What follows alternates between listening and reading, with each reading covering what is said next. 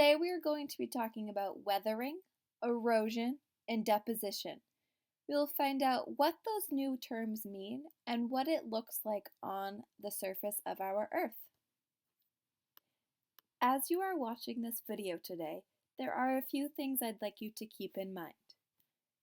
Down here on the right side of your screen, you can make the screen slightly larger or make it the size of your entire screen.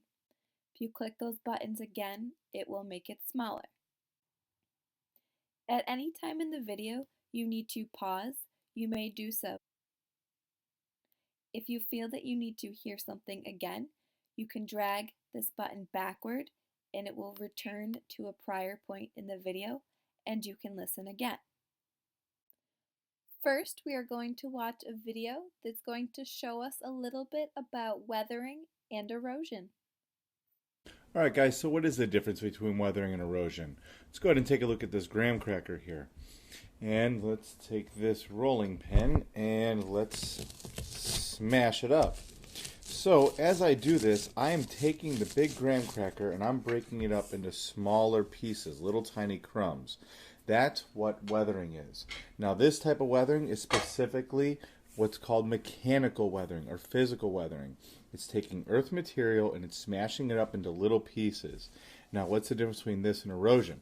Erosion is when you take it and you move it somehow, either by wind, like that, or maybe water will wash it away, or maybe a glacier will wash it away. Really the big difference is that weathering is when something gets smashed like this, and erosion is when something moves it. Now, weathering doesn't need to just be a physical process. Here I have another substance. This is baking soda. I'm going to add a little bit of vinegar here, and you're going to notice, hopefully, that it bubbles. This is a chemical reaction. This chemical reaction is chemical weathering. I'm chemically changing the substance. The baking soda is changing forever. It chemically cannot be changed back to what it was when it first started. So, what's the big difference? One's a physical process where at the end it's chemically the same.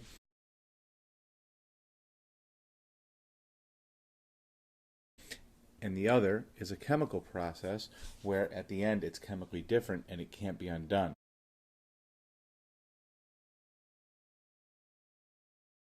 Alright, so what are the agents of weathering and erosion? And what I mean by agents is what are the things that can cause it to happen? First thing is the wind. The wind, not necessarily the wind itself, but when the winds blow rocks across a desert environment, then rocks can smash into rocks and they break up. Then there's the water. Water can cause weathering and erosion in a number of different ways, but primarily cause something called abrasion. We'll get into that in just a little bit, but water carrying rocks and those rocks then smashing into one another. There's also gravity, rocks just rolling down a hill. And then there's ice. And again, there's a couple of different ways that ice can cause weathering and erosion to happen. So to understand these better, let's get into some more specific details and talk about the types of mechanical or physical weathering. Okay, so the first type of mechanical weathering that we're going to talk about is ice wedging or frost wedging. They both mean the same thing. Here we have a rock that has some fractures in it filled with water. And if we lower the temperature of that water and we freeze it, that water is going to cool down, turn into ice, and when it does, water expands when it freezes, and it's going to make those fractures much larger, and then it will break up those rocks. Let's go ahead and see that again.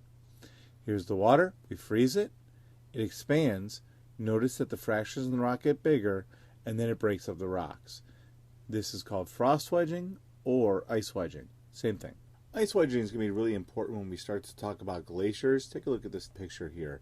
Notice how pointed and how jagged that mountain looks. That all formed because of erosion due to ice wedging. And if you take a look at the bottom picture here, there's this big pothole in the middle of the road. This pothole formed because of ice wedging. So just because we don't live in the mountains near glaciers doesn't mean we're not affected by ice wedging. Alright, so next we have abrasion, which simply means the collision of earth material. If you remember, earth material can be rocks, minerals, anything like that. And we can begin up here in the mountains, and we can go ahead and take a look at a glacier. Glaciers can certainly cause abrasion. How so? Because glaciers hold in a lot of rocks, and as those glaciers move downhill because of gravity, the rocks within the glacier grind up against the rocks of the mountains, and it causes those rocks to smash up. So glaciers can absolutely cause abrasion. But let's say the glacier melts or some rain comes down, and we get a little river that forms down the side of the mountain. And that running water can cause rocks to slam into one another. Why? Because as that water cascades down the mountain, it's going to carry earth material with it, and as that earth material gets carried in the water, the rocks within it will smash up against one another. Then we also simply have gravity. We have a hillside here, and gravity can run rocks on down the side of the mountain, which can cause them to smash up into one another. So gravity is also a cause of abrasion. And we also have wind. If there's wind blowing across the land here, that can cause rocks to smash into one another. And then as rocks fall into the ocean, we have water again that can cause these rocks to smash up. So what are the big things that cause abrasion to happen? We have wind, water, gravity, and ice, like in glaciers. And lastly, we have organic action. And what that means is anything living that can break up rocks. Here we have a tree that's growing between rocks, but it's not necessarily just a tree. It could be an animal that's walking over the rocks that breaks them up. It could be an ant digging a tunnel.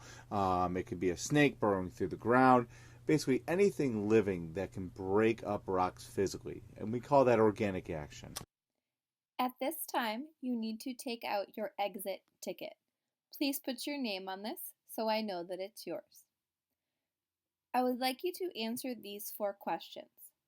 You will find the answers in the video that we just watched.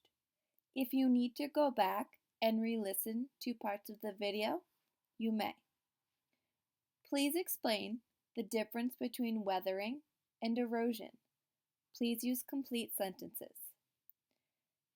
Tell me, once something has been weathered chemically, can it be changed back to what it once was? What might form right here in Beverly as a result of ice wedging?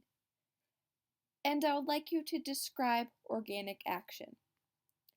At this time, please pause the video and answer these questions. Again, if you need to go back and re-watch, you may do that. I am now going to explain some more information about what we just learned. Weathering. Weathering happens when solid rock breaks into pieces. These pieces are called sediments. Sediments are different sizes of rock particles. Boulders are sediments, so is gravel. Sediments can be large and small. As you can see in this picture right here, there are very small pieces of sediments that might be sand. There are also larger rocks. On the softer side, silt and clay are also sediments. Clay is on the larger side. Silt, very similar to sand, is on the smaller side.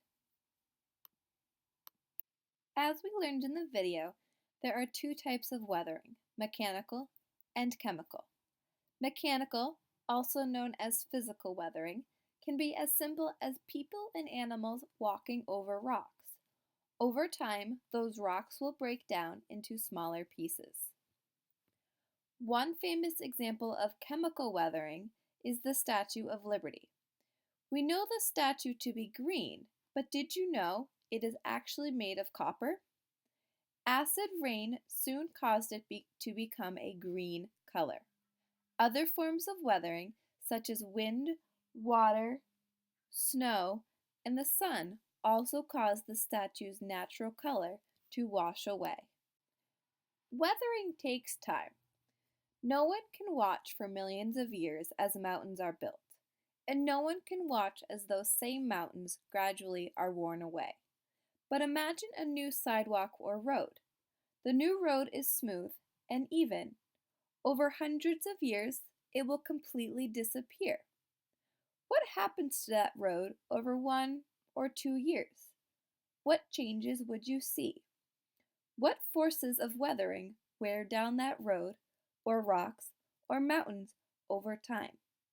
One example I can think of is when I'm walking on a sidewalk. I notice that weathering has taken place. There might be cracks, it might now be uneven, there might even be dirt or grass popping up in between what was once a smooth rock.